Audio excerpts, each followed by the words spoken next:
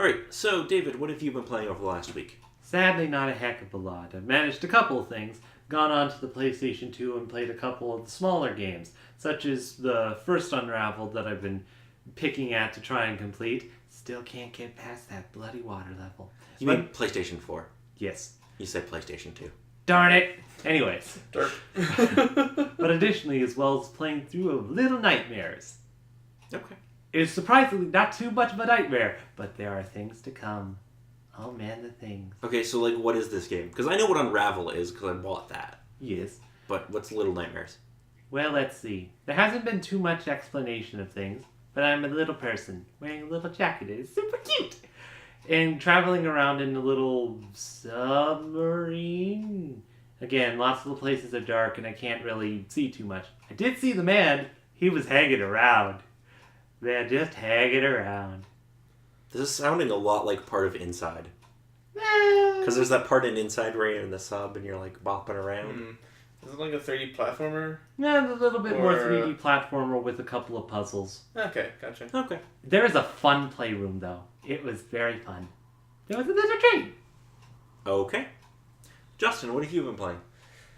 Alright, first thing on my list is, well, one of them is a Japanese role-playing game, but I'll get to that one after. But the other game I was playing was Jet Set Radio Future. Oh, the funness. I've never played any of those.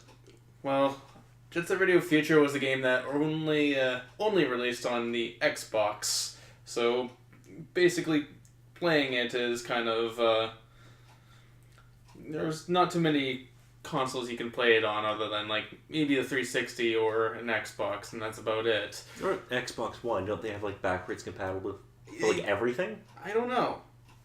I mean, I honestly don't know. But anyway, it is basically if Tony Hawk Pro Skater was about skating and graffiti. Yeah, isn't there a rhythm game aspect to it? Not really. It just has it just has basically a soundtrack playing in the background as you're skating around Tokyo, graffitiing places. So it's literally one of the Tony Hawk games. Well, because there's literally a Tony Hawk game where you have to skateboard around, listening to music and doing graffiti. Yeah, and sometimes there's other gangs that try to go up against you and you have to tag their backs with That's graffiti. Cool. Or even the cops. Or sometimes there's helicopters that shoot at you and you spray paint them until they explode. This game sounds amazing. It's also tremendously colorful, if I remember correctly. Yeah, this game series has a very cel-shaded style. Okay. Early 2000s. So nice. It's pretty cool. And the other game I played was Tales of Vesperia, which just came out on all the modern platforms. Yeah, and that it's a remastered or... Yeah, it's a remastered version of the game that came out originally on the 360, which I'm very much okay with because I really like this game.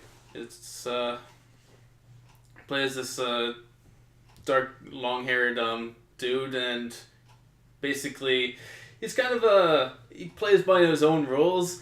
He doesn't give a shit about the Imperial Knights and the laws and stuff.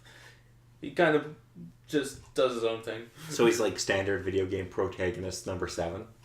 Because that's kind of just a trope in video games. I'm honestly thinking it's more around 17. 7 is a bit more of the heroic style. He's a bit more of the... He's a sarcastic sort of guy.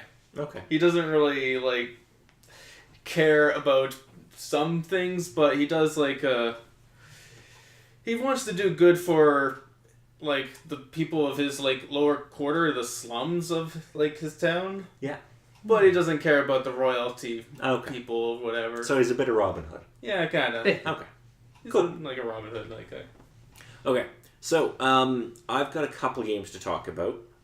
So, like I hinted, or might have just blatantly said last week, I tried Wolfenstein The New Order. And? And it is a lot of fun. I've only played it for about 45 minutes.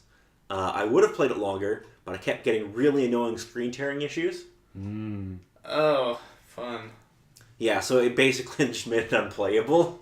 Sadness. Were you playing that on PC or what? Yeah. Oh, might be your graphics card or something. Graphics card shouldn't be the issue. I think it's because I'm using my TV, Oh, and it's okay. having issues there. Yeah, maybe. Like, are you using like a proper cable? Or HDMI. Okay, HDMI. I see. Yeah. So I'm thinking that's the issue there. I'll have to get a monitor before I play it more. Yeah. Reasonable. One of the other games that I played on my PC was a little game that came out in 2007 called Portal. Portal is amazing. Portal Man, is Portal. great. Yes. I've never actually played it. You didn't? No, I'm sure he's seen it around, but I don't think he's specifically sat down and played it himself. I've never played it. We played it once at Scott's where we were all kind of like Yeah. figuring it out, but that's the only time I've ever played it. Yeah. I've never played it myself. And it is a lot of fun. Oh, it is so much fun. Yes. I'm sure. a little over halfway through. I think I'm on test 11 of 19. And it's like, it's not terribly challenging. And it's not really long either. No, I think when I looked it up, it's like a 3-hour game. Yeah, it's very short. Yeah. I do like the sequel. Like, there's a co-op mode. Yeah, I've heard the sequel's really good, so I'm Yes. going to probably have to get that at some Like, point. has a separate single-player campaign and a separate co-op campaign. That's really cool. Yeah, it is really cool. Yeah. So I've played that, and it's just a lot of fun. If you've never played Portal, go play Portal. Yeah, do yourself a service and play Portal. It's usually on Steam for very cheap anyway. Yeah, I think I paid like $3 for it or something. Yeah. Like it goes on sale all the time, and it's super great. Yes. So I didn't get a chance to play any more Uncharted, but I did buy a game that I'm going to talk about next week. Oh. Cool. I bought a little game because it was on sale called A Hat in Time. That sounds like fun. It Yes. should be. Yes. During one of our last sessions, I decided to boot the game up myself to give it a shot, and somewhat decent gameplay supposedly convinced Paul. And Supposedly. it looks pretty. It is pretty. very pretty. For an indie 3D platformer game, it is pretty. It is very pretty. So I'm going to give that a try. Yeah. Yeah, that'll be fun. Hopefully. Fingers crossed. Yeah. That it won't make me mad. I'm also thinking I'm going to start The Last of Us. Because I have the remastered version on my PS4 and I've been meaning to play it. I've been meaning to finish it eventually. I mean, I'm like probably maybe 3/4 or more through the game. For some reason, I stopped at that kind of point in the game and just didn't continue. I blame distractions. Yeah, that happens. I started playing it on PS3 but never finished. Okay. And then the remastered edition came out and it was on sale super cheap. So I was like, I never turn my PS3 on anymore. Bye. Yeah, for me, I think it just came with my PS4. Oh, okay. Yeah. But yeah, you should finish it. Whoa. You should also play the second Tomb Raider.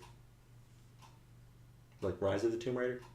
Oh, I see. Because that game's really good too.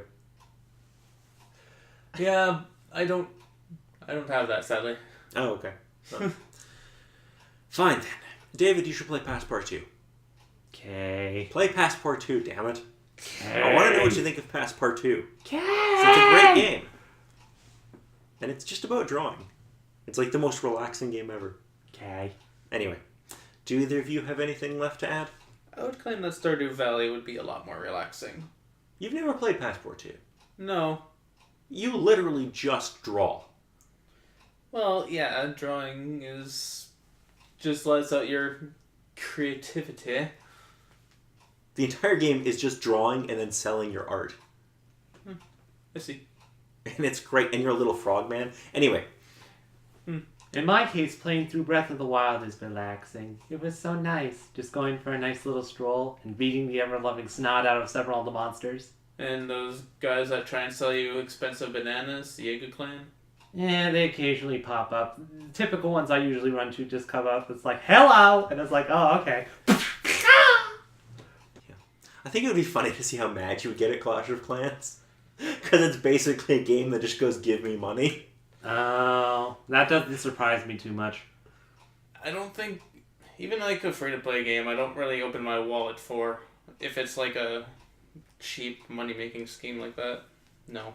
It's basically a less evil version of if I were to make a video game.